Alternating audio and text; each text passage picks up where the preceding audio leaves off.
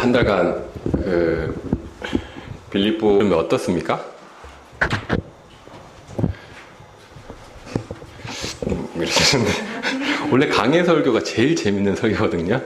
그래서 강해 설교가 제일 재밌는 설교인데 제가 그 제일 재밌는 설교를 괜히 강해 설교 자체를 뭔가 재미없는 설교로 바뀌지 않기를 소원하는 마음이 있습니다. 그러시려면 함께 잘 경청해 주시면 감사할 것 같습니다. 빌립보서를 보기 앞서서 먼저 좀 배경을 저희가 알아야 되는데 다들 세계사 시간에 열심히 공부하셨나요? 네, 안 하셨죠? 그래서 우리가 성경을 잘 이해하지 못하는 겁니다. 저도 마찬가지로 세계사를 잘 모르는데 성경을 좋아해서 성경을 보다 보니까 어쩔 수 없이 보게 되는 게 이 세계사입니다. 그걸 보지 않고서는 이해할 수가 없어요. 그래서 다는 아니더라도 이 빌립보서에 필요한 세계사라고 하면 처음에 딱 떠오르는 인물이 누굴까요? 여러분 다 잘 아십니다. 네? 바울이 아니 세계사라니까요. 세계사에 바울이 나오나요? 세계사. 네. 알렉산더 대왕. 빌립보서 하면 딴 거 몰라도 알렉산더 대왕. 이거 오늘 기억하시면 제 설교는 이제 성공한 겁니다. 알렉산더 대왕을 아셔야 되는데 알렉산더 대왕은 다 아시죠? 네. 그 알렉산더 대왕의 아버지 이름이 뭘까요? 네? 힌트 오늘 이 강해 설교의 어떤 전체와 되게 비슷한 이름입니다. 알렉산더 대왕의 아버지 이름이 빌립보 2세입니다. 그래서 그렇고 그래서 원래는 이 빌립보 지역이 빌립보라는 이름이 아니었고 다른 이름이었어요. 식민지였고 그랬는데 이제 시대는 이제 로마 시대는 아시죠? 로마 시대 전으로 가면 헬라 시대가 나옵니다. 그죠? 그까지는 들어보셨죠? 그래도 헬라, 로마, 뭔지는 잘 모르겠지만 어쨌든 들어본 기억은 있어. 그죠? 그 헬라 시대 때 이 알렉산더가 이제 빌립보 2세가 이 지역에서 빌립보라는 이름을 만들고 그 후에 이제 알렉산더가 이제 이 빌립보 지역을 근거지로 해서 세계 정복을 하게 됩니다. 그래서 이 빌립보 지역은 세계사에서 되게 중요한 지역이에요. 알렉산더가 이 세계 정복을 할 때 홈타운 거기가 이 빌립보 지역이거든요. 그 이름이 새겨졌고 되게 의미심장한 지역이죠.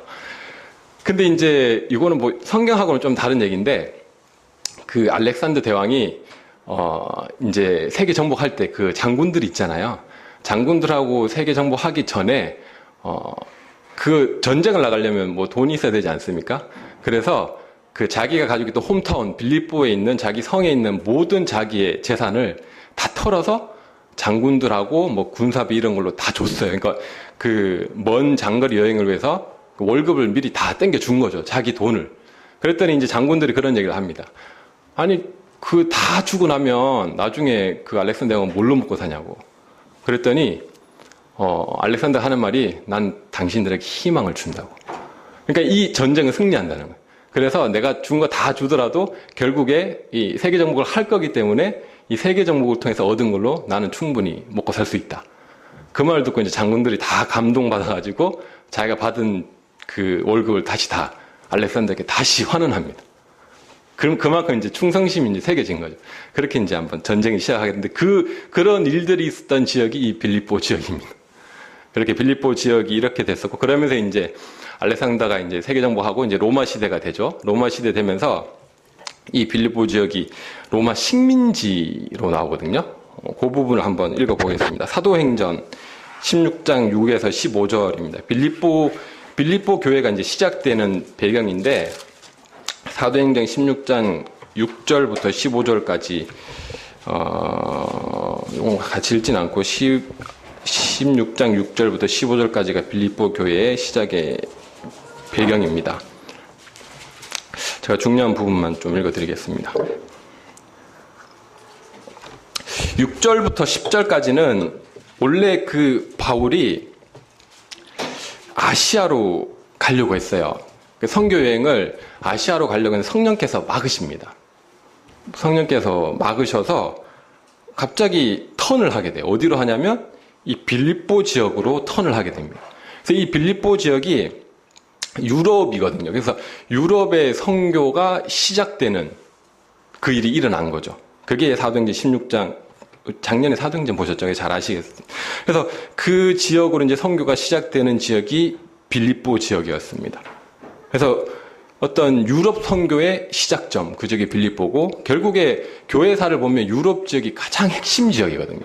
그래서 그 핵심 교회들이 생긴 그 첫 시발점이 빌립보 교회고 빌립보 지역이기 때문에 이 빌립보서는 우리가 뭐 선교나 복음 전파에 있어서 상당히 많은 교훈들을 받을 수 있는 지역이에요.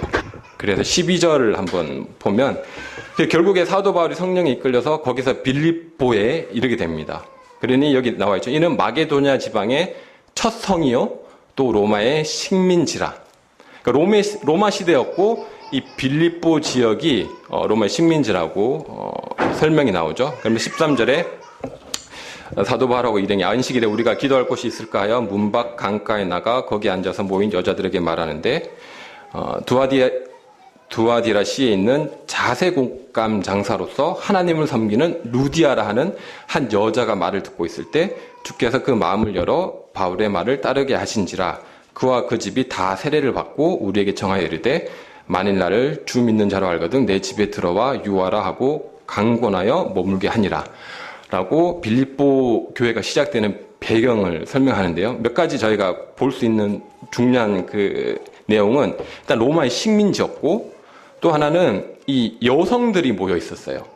그리고 자색옥감 장사라고 하는 이 루디아라는 사람이 아주 중요한 인물입니다. 빌립보서의 첫 성도고 첫 시작이었어요.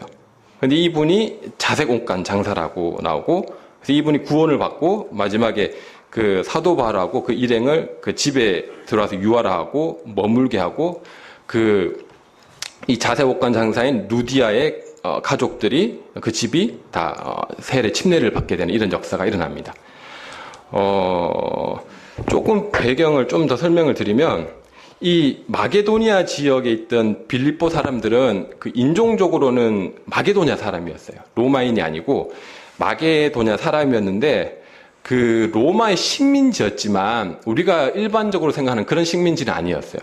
왜냐하면 이 지역에 있는 사람들은 조금 특별한 대우를 받았습니다. 실제적으로. 그들이 받은 대우는 로마 식민지였지만 세금을 내지 않았어요. 그리고 그 황제에게 직접 호소할 수 있는 그런 권리를 가지고 있었습니다.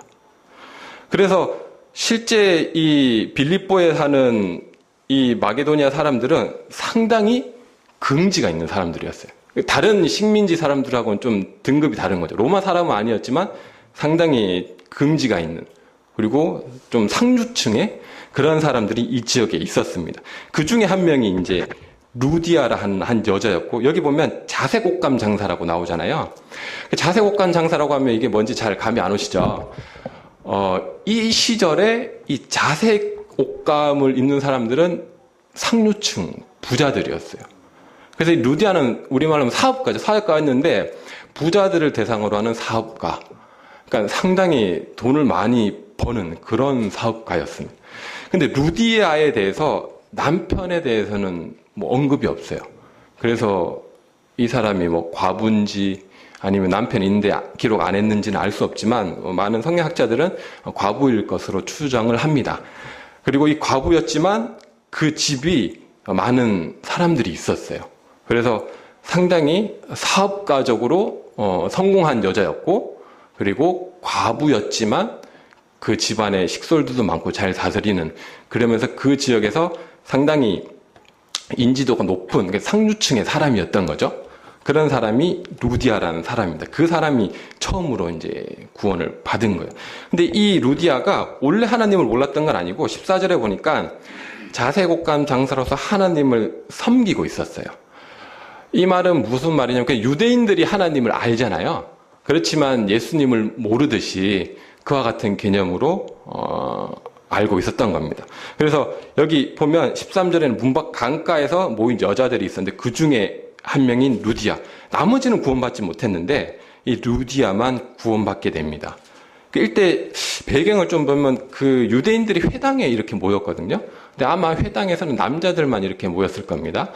그래서 그쪽에 아마 출입을 못해서 강가에서 따로 여자들이 뭐 예배를 드리지 않았나 이렇게 추측을 좀 해볼 수 있을 것 같아요.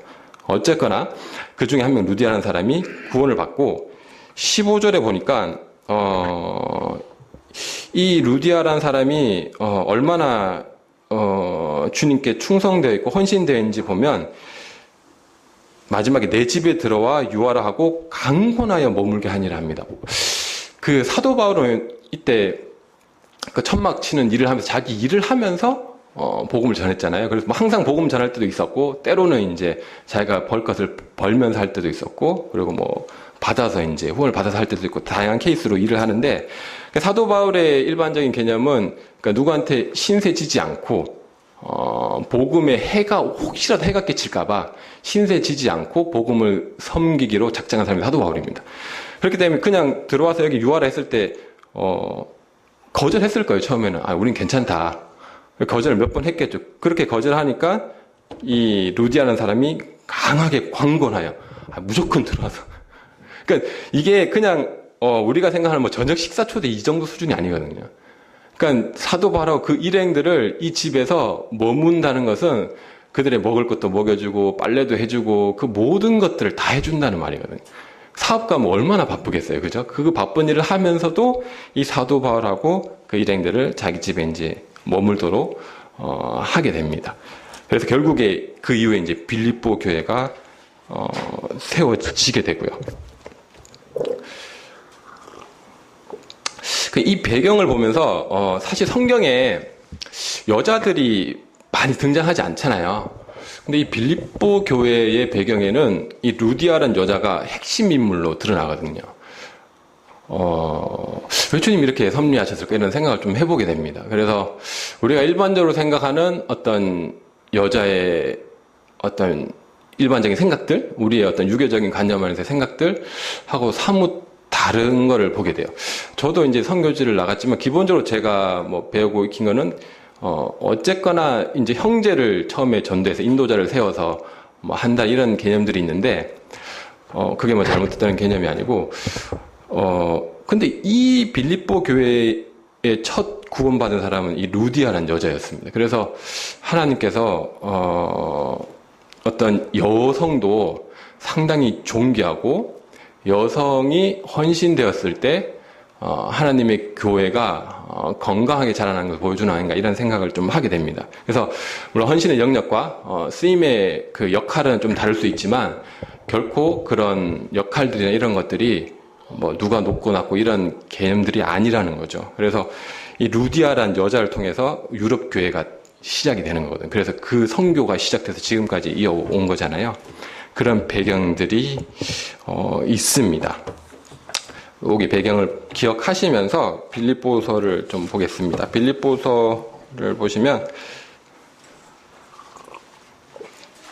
2월 한 달간 빌립보서를 보게 될 텐데 4장이에요. 그래서 오늘은 1장을 보고 다음에 2장, 3장, 4장을 보도록 하겠습니다. 보는데 크게 좀 이거는 제가 보고 제 주관적으로 해석한 부분입니다. 뭐 사람마다 교사마다 다 다르게 특별하게 보는 영역들이 다르니까 동환 형제는 이 영역을 봤나 보다 이렇게 보시면 될 것 같아요.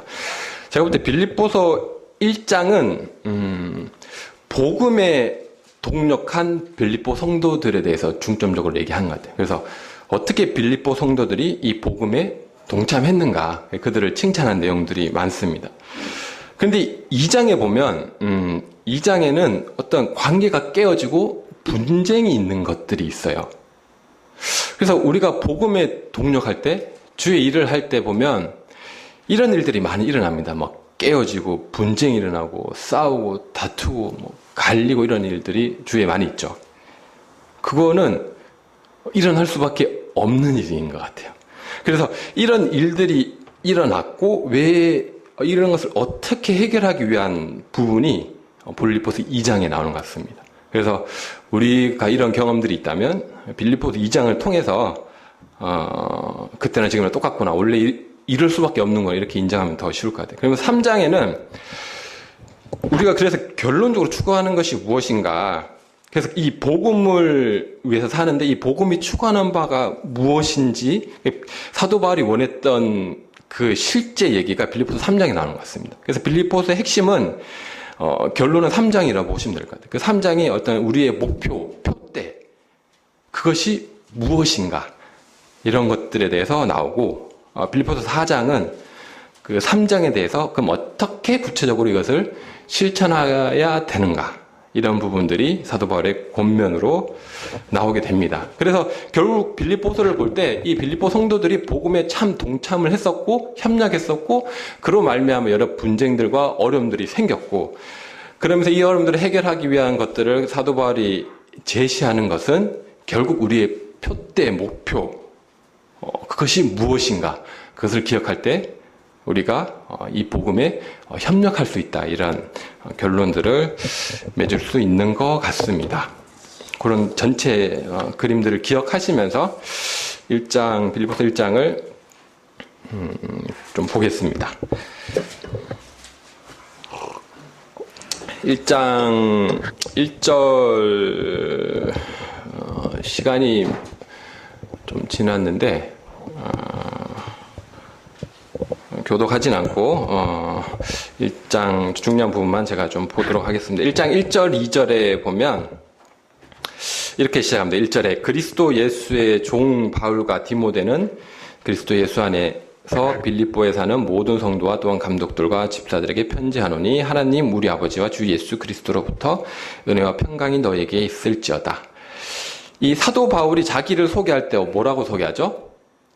이 종이라고 소개합니다. 그리스도 예수의 종.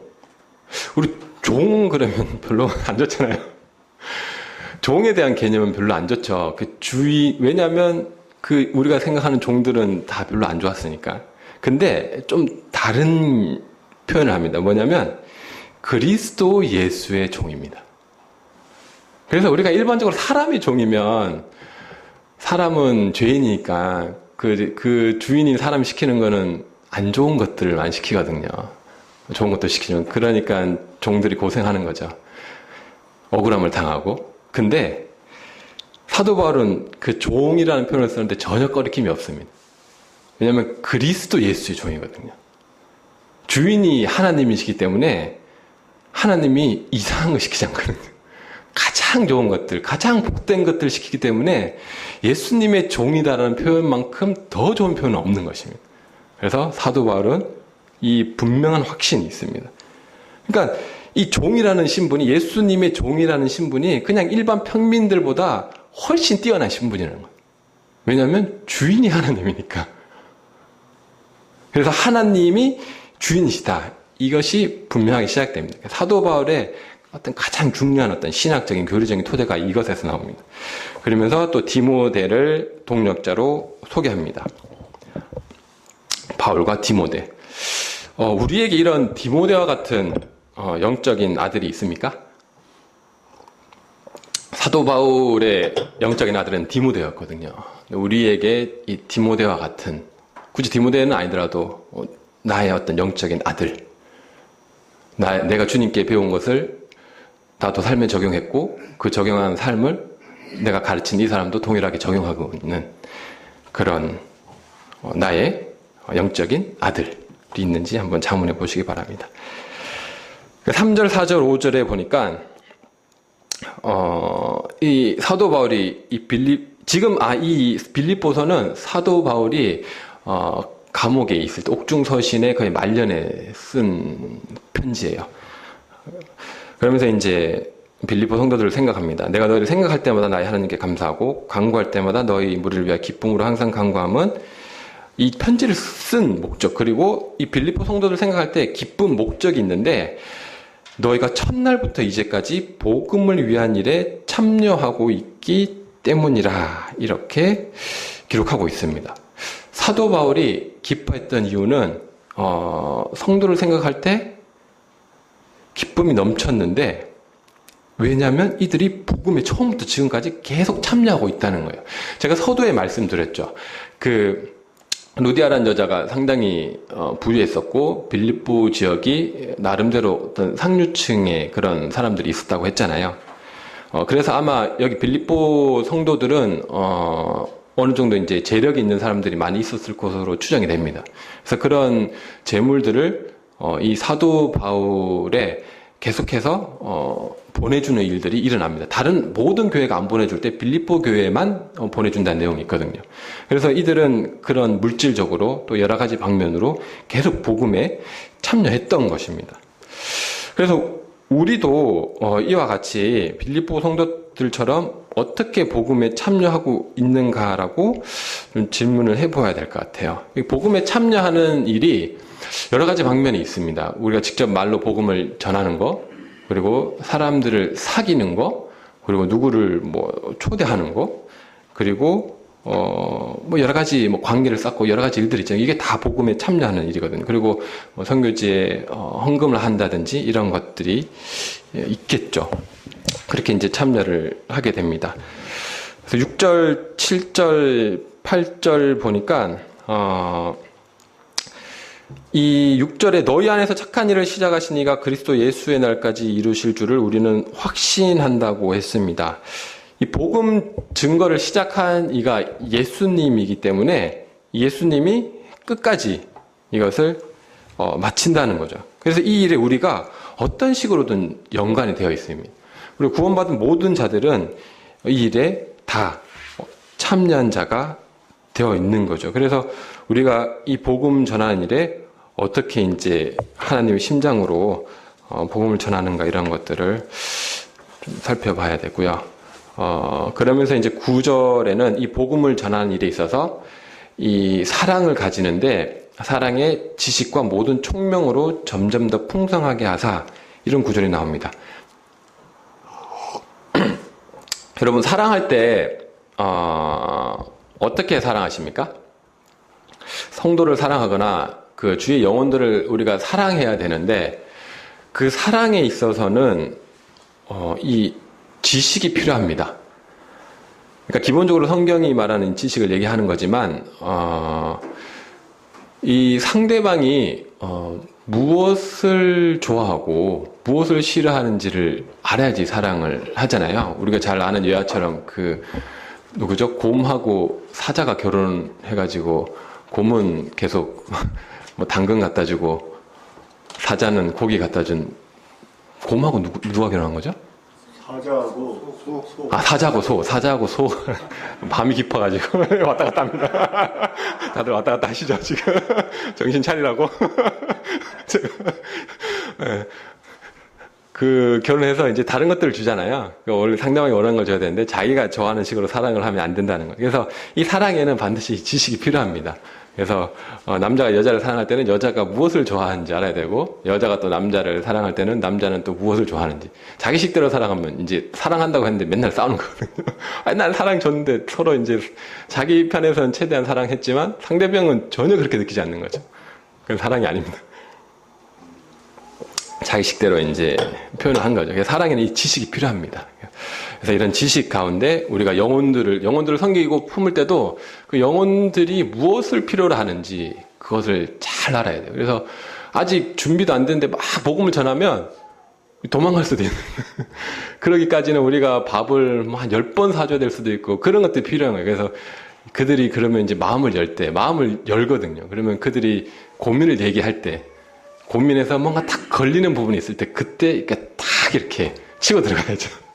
그러면 그때 이제 조금씩 역사하는 건데 아직 마음도 안 열리고 아무 준비도 안 되고 나에 대해 신뢰도 못 하는데 막 복음 전하면 물론 그런 것도 필요하긴 합니다만 이런 지식이 필요하다는 건데 상대방에 대해서 사랑하는 마음으로 할 때 우리가 복음 전하는 일에 더 진보가 있을 줄로 믿습니다. 그래서 이런 지식에 대해서 사도 바울은 권면을 합니다. 12절부터 18절까지가 사실 제가 사도 바울을 통해서 가장 감명 깊게 본 내용인데요. 저는 이게 안 되더라고요. 그래서 사실 이거 말씀을 전할 수가 없습니다. 제가 그래도 제 소명이 그런 건 있습니다. 말씀을 전할 때 최소한 내 삶에 적용해보고 전하자. 이런 건 있어요. 그래야지 뭐가 될 거 아니에요. 그죠? 근데 이거는 제가 적용을 못했어요. 안 되더라고요. 그래도 말씀에 있으니까 제가 적용 못했지만 제가 사도 바울을 존경하는 마음으로 이 구절은 좀 같이 나누기를 원합니다. 무슨 일이 있었냐면 이 빌립보 성도들이 복음 전파에 상당히 열심을 냈어요. 근데 그래서 14절에 보니까 이 사도 바울이 이제 매였잖아요. 그 매였다는 건 감옥에 갇혔어요. 감옥에 갇힌 이 일로 인하여 성도들이 막 거듭이 이제 말씀을 막 더욱 담대하게 전하는, 오히려 반전의 효과가 이제 일어나기도 합니다. 그죠? 막 핍박받고 할 때 더 이제 복음이 왕성하게 일어나죠. 사단이 전략을 바꿨다고 하잖아요. 핍박을 막 주니까 이 성도들이 자꾸 복음을 더 전하니까 이제 핍박 주지 말자 해가지고 지금 그래서 핍박이 없는 시대에 저희가 살고 있습니다. 사단의 전략이 아주 정확하게 들어맞은 거죠. 그래서 이 성도들은 막 더 어려지면 복음을 더 잘 전하거든요. 그런 일이 일어난 거예요.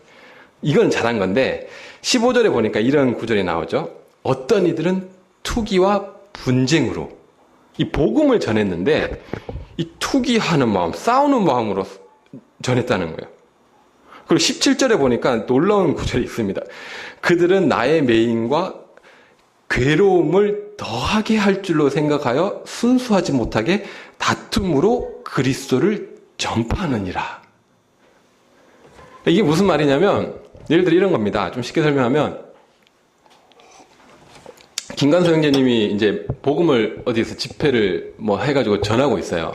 어떤 사람이 김관수 형제님이 복음 전해서 막 영혼들 구원받고 하니까 막 시기가 나는 거예요. 막 싫고, 아니 내가 전해서 영혼들이 거듭나야 되는데, 아니 저 사람 나보다 못하는 것 같은 사람이 막 복음을 전해 사람들이 거듭나네. 그러니까 이제 김관수 형제님을 공격하기 위해서 막 어떻게든 뭐 괴롭게 하기 위해서 그런 목적으로 막 더 크게 막 복음을 전한다든지 뭔가 이상한 전략들을 세워가지고 복음을 전하긴 하는데 그 목적과 그 의도가 악한 의도로 복음을 전한다는 거예요. 그렇게 되어 있잖아요. 그죠? 괴로움을 더하게, 형제로 하여금, 사도 바울로 하여금 괴로움을 주게 하기 위해서 순수하지 못하게 싸우기 위해서 그리스도를 이용해서 하는 일들이 이때 일어났다는 거죠. 이해가 안 되죠. 아니, 복음을 전하는데, 그 그리스도가 나의 어떤 싸움에 이기기 위한 그 목적으로 사용했다는 거예요. 나쁜 거죠. 그죠? 근데 이런 일들이 우리 가운데서도 일어나죠. 그래서 교회들이 깨어지고 막 하는 일들이 일어나잖아요. 그래서 그런 괴로움을 더하게 할 줄로 나쁜 마음으로 이렇게 했다는 겁니다. 근데 18절에 보세요. 이 실제 사도 바울은 순수하게 복음을 전했는데 이런 사람들로 인해서 피해를 받은 겁니다. 그래서 막 소문들이 났을 거 아니에요. 그리고 뭐 사도 바울 나쁜 놈이다. 뭐 사도 바울은 자기의 이익을 위해서 일한다. 뭐 기타 등등 많은 이제 루머들이 퍼지고 있습니다. 근데 사도 바울이 그런 모든 루머와 소문들에 일체 요동하지 않고 하는 말이 그러면 무엇이냐? 그들이 나로 하여금 괴롭게 하기 위해서 복음을 전하는 것이 무엇이냐. 그래서 거칠애로 하는 게 있죠. 우리가 복음을 전할 때 거칠애로 할 수 있습니다. 그러니까 순수한 의도가 아니고 뭔가 다른 의도들이 있는 거예요. 내가 뭐 인정받거나 뭐 여러 가지 것들로 인해서 내가 잘 보이기 위해서, 그리고 여기 있던 사람들은 진짜 사도 바울에게 괴로움을 주기 위해서 복음을 전했어요. 거칠애로 하나 진실로 하나 어떤 방식으로 하든지 전파되는 것은 그리스도니 이로써 나는 기뻐하고 또한 기뻐하리라.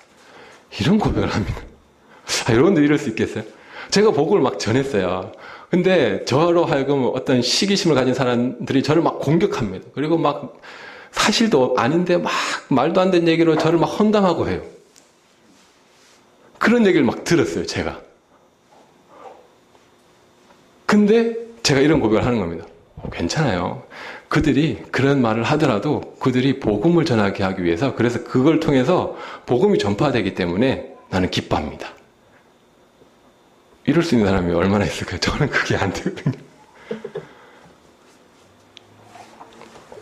사도 바울은 이렇게 했다는 거예요. 그 비결이 빌립보서 3장에 나옵니다. 어떻게 사도 바울이 자기가 이렇게 괴로움을 당함에도 불구하고 기뻐할 수 있는, 진짜 사도 바울은 그럼에도 불구하고 복음이 전파되니까 나는 기뻐한다. 사람들이 악한 의도를 하든 좋은 의도를 하든 뭐 자기 사욕을 위해 하든 무슨 의도를 하든 물론 진실로 해야 되겠지만 어쨌거나 전파되는 것은 예수 그리스도고 그를 통해서 사람들이 거듭나지 않느냐. 정말 뭐 분명한 표대가 있었던 사람 같은데 그러므로 말미암아 사도 바울은 기뻐하게 됩니다.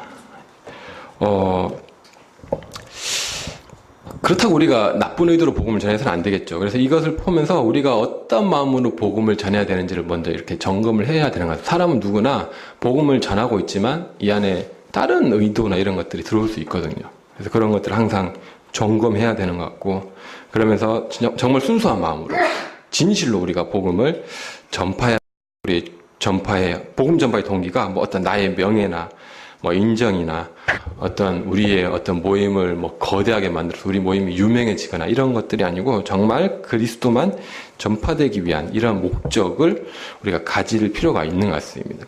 또 하나 우리가 교훈받을 수 있는 것은 우리를 비난하거나 우리를 뭔가 악욕하는 사람들이 있습니다. 우리가 복음에 순수하게 할 때 그런 일들이 일어나게 됩니다. 그럴 때 우리의 이 진가가 들어가는 것 같아요. 사도 바울은 진가가 드러났습니다. 그럴 때 우리의 믿음의 수준이 드러나는 것 같아요. 요동해서 같이 욕하든지 같이 싸우든지 하면 같은 수준이 되는 건데 그렇지 않고 우리가 어디를 바라보는지에 따라서 사도 바울과 같이 이렇게 기뻐할 수 있는 상황들이 되는 것 같습니다. 19절부터 30절까지는 다 읽진 않고 한 가지만 보겠습니다. 그 27절만 보기를 원하는데 27절은 이렇게 되어 있습니다. 오직 너희는 그리스도의 복음에 합당하게 생활하라. 이는 내가 너희에게 가보나 떠나 있으나 너희가 한 마음으로 서서 한 뜻으로 복음의 신앙을 위하여 협력하는 것. 이렇게 나와 있습니다. 여기 두 구절이 나오는데 한 마음, 그리고 한 뜻, 그리고 복음에 합당하게 생활할 것, 그리고 복음의 신앙을 위하여 협력할 것을 사도 바울이 권면하고 있습니다. 그래서 우리가 실제 복음에 내가 합당하게 생활하고 있는지를 점검을 해야 될 것 같고, 그리고 나는 이 복음의 신앙을 위하여 지금 어떻게 협력하고 있는가를 오늘 교훈이 되면 좋을 것 같습니다. 그래서 사실 말씀을 전하고 말씀을 듣고 할 때 우리가 말씀을 통해서 변화도 받고 가치관도 변하고 성경을 중심으로 변하지만 가장 중요한 것은 한 말씀이라도 들어도 우리 삶에 어떤 변화가 있는지가 중요한 것 같습니다. 저는 이 말씀 빌립보서 1장을 준비하면서 저 개인적으로 그럼 나는 복음의 신앙을 위하여 무엇을 협력하고 있지라고 살펴봤습니다. 그럴 때 지금 하고 있는 이것도 복음에 협력하고 있는 한 형태죠.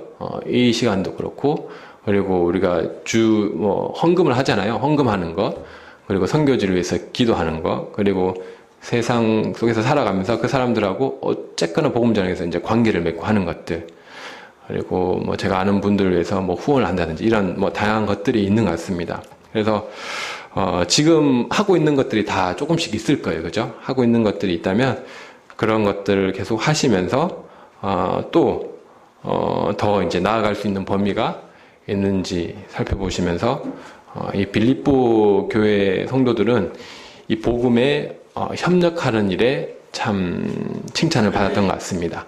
근데 이 부분이 빌립보 교회는 특별히 물질적으로 많이 후원을 한 교회로 나오는 것 같아요. 그래서 물론 이 배경에 어느 정도 재물의 여유가 있는 사람 이런 분들이 많이 있었지만 그래서 우리도 이런 부분에서도 기도가 필요한 것 같습니다. 그래서 어떤 우리가 하는 뭐 사업이 있다면 그런 사업이 복음을 위해서 더 이렇게 쓰여질 수 있도록 그런 기도나 그런 분들이 더 연결될 수 있도록 이런 기도도 나쁜 기도가 아니거든요. 그래서 복음을 위해서 이런 일들이 일어나고 우리가 또 기도로 동참하고 우리가 은사가 있다면 그것을 복음을 위해서 드리는 이런 일들이 계속 일어나게 될 때 하나님 앞에서 큰 칭찬이 있을 것으로 여겨집니다.